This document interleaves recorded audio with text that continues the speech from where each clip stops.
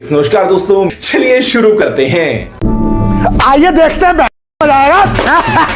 ये अब हम चाहते हैं कि कोई भी व्यक्ति, चाहे वो सामान्य हो, चाहे वो गणमान्य हो या फिर वो जनप्रतिनिधि हो, यदि अभद्र टिप्पणी करेगा तो साहब उसकी हड्डी तोड़ कुटाई करने का हमने तैयारी कर ली और घर में घुस के जवाब देने की हमने तैयारी कर ली।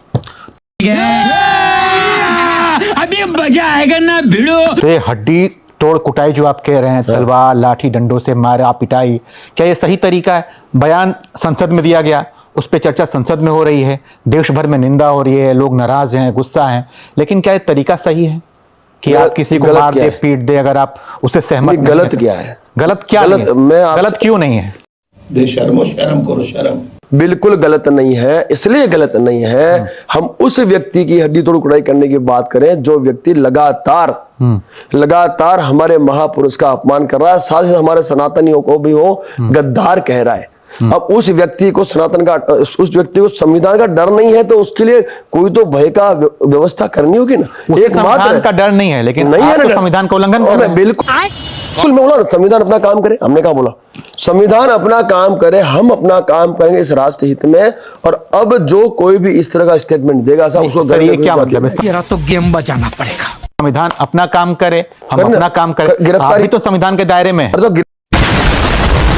तो सबको मैंने कह रखा है, आपको जहां कहीं ऐसा मूवमेंट नजर आए, जहां कोई अभद्र टिप्पणी करता है, कूट दो, बाकी हम देख लेंगे। जैसे कितने लोगों को पीटेंगे? समर्थन में तो तमाम लोग खड़े हैं कि नहीं नहीं लालजी सुमन ने सही बोला है, उनके साथ सैकड़ों की भीड़ चल रही है, तो क्या सबको पीटेंगे आप? गजब बेइज्जती है। और हम क्या गलत कर रहे हैं?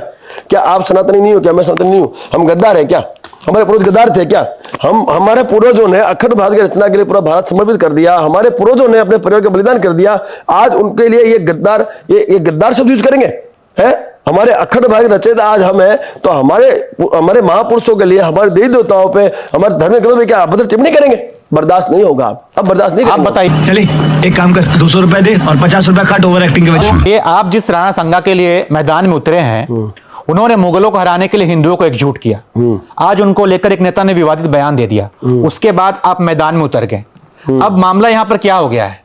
यहां पर लड़ाई दो जातियों की हो गई है। हिंदू समाज, जिस सनातन की बात कर रहे हैं, वो हिंदू समाज दो भाग में बट गया है। Rajput versus Yadav, Rajput versus PDA. गलत बात है। अरे बाप रे, ये तो धोती खोल रहा है। मैं आपसे बिल्कुल सहमत नहीं। आज हिंदू दो भाग में बट गए हैं।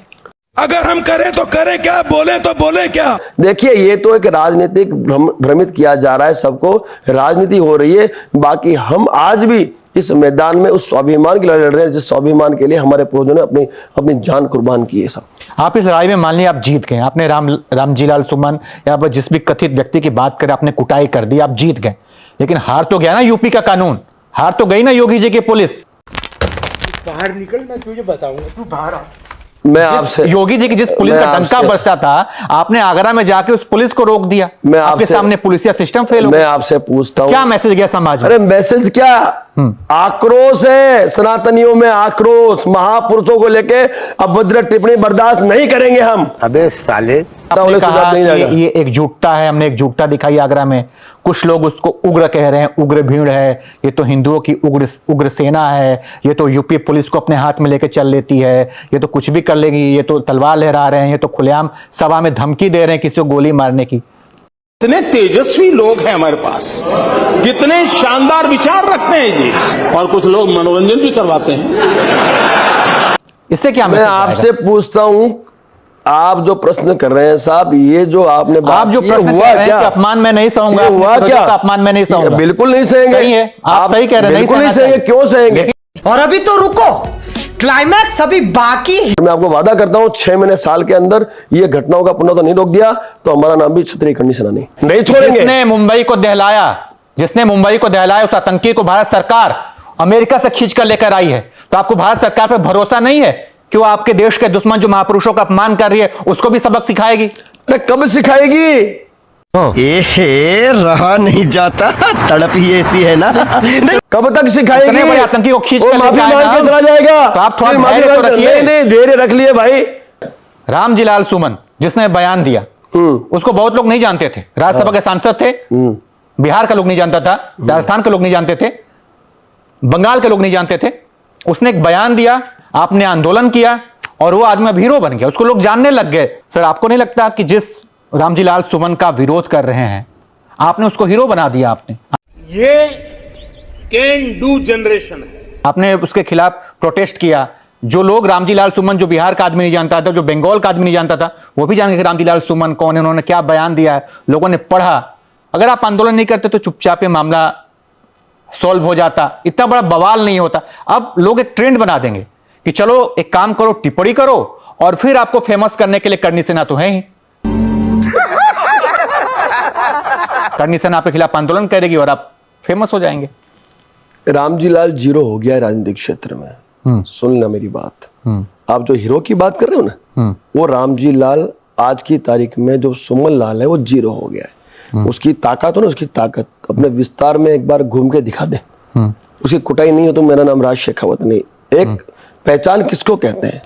जैसे हम लोग अपनी पहचान बना के बैठे, सच्चे, ईमानदार, बिल्कुल अपना राष्ट्र हित में कार्य करने वाले लोग। गुजरात में हम सफल रहे, मध्य प्रदेश में हमने वो काम किया और उत्तर प्रदेश में हम गांव-गांव जाकर वो काम करेंगे और हम इस समाजवादी पार्टी को सजा देंगे। लेकिन उसके लिए हमारे पास सबसे बड़ा हथियार है, वो है वोट की चोट, और आने वाले चुनाव में देख के दिखाएंगे आपको। क्या बोला तूने? यही मैं जानना चाहता हूं, वोट की चोट सबसे बड़ा हथियार है। हाँ देंगे। तो आप हटाइए उस पार्टी को, मत दीजिए वोट। हाँ। लेकिन ये चोट करने वाली जो बात कर रहे हैं आप, वो तो लाठी डंडे से, हाथ से, डंडे जो हाथ से करने हमारा कानून साहब इजाजत नहीं देता। मैंने क्या बोला? कानून अपना काम करे। मैंने रोका क्या? कानून को रोका क्या? डाल दे मेरे पे केस, जेल में डाल दे, फांसी चढ़ा दे मेरे को। मैंने मना क्या? तैयार हूं मैं। ऐसा तो आए दिन फिर लोग कानून डालो नहीं तो मैंने क्या मना किया साहब? डाल दो ना, डाल दो। सीधी बात है, जो भी महापुरुष बकवास करेगा उसको उसके दांत तोड़ दिए जाएंगे साहब, उसकी हड्डियां तोड़ दी जाएगी। बोल रहा हूं ना, मैं तोड़ दूंगा। कभी कभी लगता है कि पुनीत भगवान है। मैं बोलता रहा हूं आपको, मैं गलत बोल रहा हूं, लाइन में बोल रहा हूं मैं। तो मतलब कानून में आपको विश्वास भाई नहीं? मैंने क्या लवड़े न भोजन। क्या कानून अपना काम करे? मैंने बोला क्या? विश्वास है कि कानून नहीं अपना काम करे। आपको विश्वास है कि साहब नहीं कानून? सम्मान करता हूं कानून का, लेकिन स्वाभिमान के सामने मैं कानून को साइड में रखता हूं। स्वाभिमान सबसे बड़ा है हमारे लिए, ठीक है साहब? और कानून अपना काम करे। मैं तो फांसी चढ़ा दो मेरे को, मैंने क्या मना किया? डाल दो जेल मेरे। जैसे आप सबने सुना होगा, नाश काले विपरीत बुद्धि। मैं आपको फिर बोला, हमारी टीम लगी हुई है, नहीं बख्शेंगे, किसी भी कीमत में नहीं बख्शेंगे। मैं भी सर आपसे यही कह रहा हूं, जैसे आप हमसे निवेदन कर रहे हैं कि आप इन लोगों का विरोध करो, बहिष्कार करो, हम भी आपसे निवेदन का विरोध कीजिए, बहिष्कार कीजिए, वोट की चोट दीजिए। लेकिन सर ऐसा तो मत कीजिए कि एक पड़ोसी अपने पड़ोसी का दुश्मन बन गया इस घटना के बाद से। बात तो सही है। आस-पास में लोग लड़ाइयां होने लग गई है, घर परिवार में। बिल्कुल क्या नहीं पता है। कल को आप अखिलेश यादव के साथ बैठ के चाय पी ले। बिल्कुल नहीं है। लेकिन हमारे समाज तो लड़ गया ना आपस में। अरे बाप रे, ये तो धोती खोल रहा है। हम उसके विरोध में नहीं जाएंगे। हम विरोध में इसलिए हैं क्योंकि अखिलेश यादव ने उसको समर्थन किया, उसको वो ताकत दे रहा है और उसकी हिम्मत बढ़ा रहा है, इसलिए हम उसके विरोध में। तो क्या करनी सेना जो अपनी तलवारें खींचती है वो इतिहास की बातों पे खींचती है कि वर्तमान के मुद्दों से भी आपको सरोकार है? ये फंस गया सीएम, इसे पार्टी की मीटिंग समझ के फंस गया। अभी कासगंज में एक गैंगरेप हुआ, भाजपा के कार्यकर्ता ने गैंगरेप में शामिल था, अभिषेक प्रताप सिंह नाम था, क्षत्रिय समाज से है। आपने क्यों नहीं इतना बड़ा आंदोलन किया कि इस आदमी को पकड़ो, गिरफ्तार करो? बंद करो, हाथ जोड़ के मैं मोदी साहब से गुजारिश करता हूं। क्यों नहीं करेंगे हम? क्यों नहीं करेंगे? यदि कानून अपनी कार्रवाई नहीं करता है तो हम करके दिखाएंगे आपको। इस व्यवस्था में सालों से ये मूवमेंट चल रहा है, सालों से ये अभद्र टिप्पणियां हो रही है। इतना बड़ा रोकने का ये देखा उसको कैसे नहीं है? कितना बड़ा अभद्र, कितनी बड़ी अभद्र टिप्पणी है। गद्दार बोल दिया आपको, बोल अभद्र टिप्पणी है। मैं सर गद्दार बोल दिया। कासगंज कांड की बात कर रहा हूं। गजब टूबीबाज आदमी हो। आप हर मुद्दे पे आइए ना। कासगंज की बात कर रहे हो ना आप, तो कासगंज के अंदर वहां प्रशासन है ना, कार्रवाई नहीं करा तो बताओ कल ऑपरेशन कर डालते हैं जाके, क्या फर्क पड़ता है? क्षत्रिय हो चाहे कोई भी हो, हमने किसी जाति में नहीं, जो गलत है तो गलत है, फिर वो चाहे XYZ कोई भी हो। हाँ बेटा, लगता है तुम गू खा के ही मानोगे। क्षत्रिय करनी सेना का एक बड़ा मकसद था कि राजपूतों को आरक्षण दिलवाना है, लेकिन ये मुद्दा अब कहीं दिख ही नहीं रहा है। आप लोग इस मुद्दे पर लड़ ही नहीं रहे। इस मुद्दे पर क्या माइला ये तो सब गुंडा लोग भाग रहे, कोई बड़ा आंदोलन नहीं दिख रहा है। मुझे एक चीज बताओ, 10% जो आरक्षण मिला है ऐसे मिल गया क्या आप लोगों को? 10% EWS मिला है क्या? कैसे मिल गया? भाई आपको आर्थिक आधार पे आरक्षण मिला ना 10%। आप तो राजपूतों को रिजर्वेशन देने की बात करा रहे थे ना सर? अरे आपकी डिमांड पूरी हो गई। 10% मिलाना है आपको। चलो मिल गया, लेकिन आपकी डिमांड पूरी हो गई। शुरुआत तो हुई। तुम्हें शर्म है? कुछ शर्म आया है? कदम बढ़ाएंगे। बड़ी अच्छी बात आपने कही है, उसमें भी हम लोग ध्यान देंगे। और EWS में कुछ त्रुटियां हैं, उस त्रुटियों को लेके भी हम केंद्र सरकार के साथ जो भी हमारे मूवमेंट करना पड़े हम करने के लिए तैयार हैं। बहुत जल्द वो भी हम करेंगे, थोड़ा समय चाहिए उसे। अब आए ना लाइन पे। शेखावत साहब, एक बात आपसे जानना चाहूंगा मैं, ये यूपी की योगी जी की पुलिस जो है ना, बड़ा कही जाती है कि बड़ा क्राइम के खिलाफ एकदम सख्त रहती है, अपराधियों का एनकाउंटर करती है, पैरों में गोली मार देती है, लेकिन क्या आप गलत क्या है? आपकी डील हुई थी क्या उस दिन योगी जी के साथ में? गलत क्या है? कि आप लोग उस दिन बढ़िया तलवार डंडे लेकर चल रहे थे और पुलिस चुपचाप बैठी थी? बताओ साहब, कुछ डील हुई थी क्या? मैं आपको क्या लगता है हम डील करने वाले में दिखते हैं? क्या शक्ल दिख रही है आपको? ये दिख रहा है क्या? ये दिख रहा है क्या? यहाँ नहीं, यहाँ स्वाभिमान जीता है हमारा। हम कोई अपराधी नहीं है, हम कोई आतंकवादी नहीं है, हम कोई क्रिमिनल नहीं है, हम आंदोलनकारी हैं। और हम एक उस मुद्दे पर लड़ाई लड़ रहे हैं जिस मुद्दे पे हमारे स्वाभिमान पर कुठाराघात हुआ है, उस पर प्रहार हुआ है और हम आक्रोशित हैं। हमारे मतलब आपको मत सिखा। विनम्रता के साथ मैं आपसे कह रहा हूं, आप स्वाभिमान की लड़ाई की बात करें, क्योंकि जहां भी स्वाभिमान हमारा होगा हम कानून की चिंता नहीं करेंगे, आपने कहा है। हाँ बिल्कुल। आजकल मौके मौके पर लोगों के स्वाभिमान को ठेस पहुंचता है। अभी हमारे अगर पड़ोसी से लड़ाई हो जाए, पड़ोसी सामने वाला हमको मां बहन की गाली दे देगा, तो क्या मैं जाकर उसको गोली मार दूं या पुलिस में जाकर FIR करूं? आप बताइए, मां से बड़ा कोई सम्मान है क्या? तो गोली मारे हर आदमी। गोली की बात नहीं है साहब, ये गोली मारने का विषय है क्या? आपके कार्यकर्ता यदि वो नहीं, गलत बात है, गलत बात है, आप गलत नहीं, कुटाई कर देंगे। देखो, विचारों की अभिव्यक्ति की आजादी प्रत्येक व्यक्ति को है, उसको जो सही लगेगा वो बोलेगा।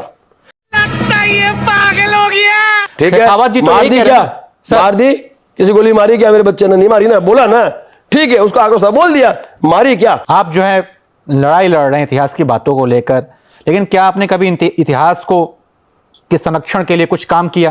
लाइब्रेरी खोली, पुस्तकें बंटवाई, लोगों को जागरूक किया? आपको क्या लगता है साहब? मैं हम तो चूतिए हैं। जानना चाहता हूं, अगर ये बात लोग जानते ऐसा है, ना, ऐसा है दूसरा लोग भी साहब, देखेगा मैं कि इसने कहा कि आपसे ये भी काम पूछना, है। देखिए एक चीज बताऊं मैं आपको, हमारे लेवल पे हम सब कुछ करते हैं।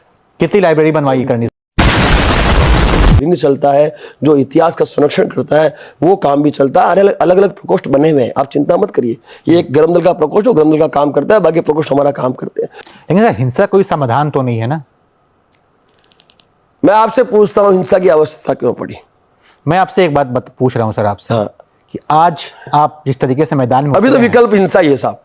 अभी बदत है भाई, अभी बदत है। रामजी लाल सुमन के समर्थन में 100-200 लोग आएंगे तो आप उनको पीटेंगे ना भाई? भाई रामजी लाल यही कह रहे हैं ना, तो सुमन के समर्थन में आएंगे तो खाली हाथ थोड़ी जाएंगे, पीटेंगे ना, तो फिर तो लड़ाई हो जाएगी ना। तो लड़ाई कब होगी? अब समाजवादी पार्टी लड़ाई कब कर रही होगी? है, समाजवादी पार्टी समर्थन कर रही है ना सर, आप बताइए। समर्थन करिए तो उसको जवाब देंगे ना, कर रही है, देंगे ना जवाब। आप उसके हजारों कार्यकर्ता रोड पे उतरेंगे, आपके हजारों कार्यकर्ता रोड पे उतरेंगे, आपस में जो लड़ाइयां होगी उसका जिम्मेदार कौन? वो प्रशासन देखे, उसका काम जाने दी। आएंगे तो वापस जाएंगे। हम तो जंग में उतरे हैं तो हम तो लड़ेंगे ना, जो भी आएगा लड़ेगा सामने, उसमें क्या बड़ी बात? जिम्मेदार तो आप ही होंगे ना सर। इतना बेटे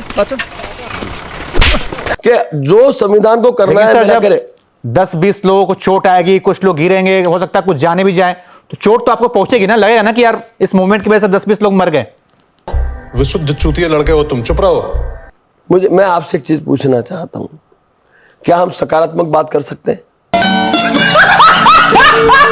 बिल्कुल कर सकते हैं। अच्छा, मैं आपसे लेकिन पूछता ये हूं, जो आपने मैं आपसे मूवमेंट किया, पूछता हूं, नहीं ये मूवमेंट बहुत है, अच्छा है, हिंसा की तरफ जा रहा है। हिंसा के अलावा इसका कोई इस बात की संभावना क्या आने वाले समय विकल्प ही में नहीं कुछ है लोग- भाई, विकल्प ही नहीं है। देखो, समाजवादी पार्टी के कार्यकर्ताओं को भी पता है कि अभद्र टिप्पणी हुई है और सबको गद्दार कहा है। गद्दार में समाजवादी पार्टी के सनातनी भी आ गए।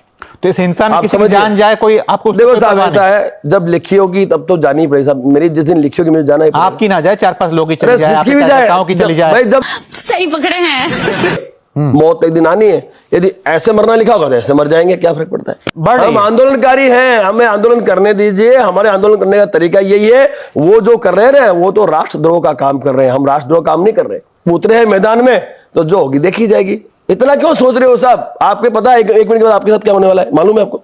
यू नो, 1 मिनट के बाद मेरे साथ क्या होने, मुझे पता है क्या? परमात्मा के ने जो सुनिश्चित किया वो होगा, स्वीकार लो, और जो होगा देख लेंगे, क्या फर्क पड़ता है? ऐसा मेरा आपसे निवेदन है।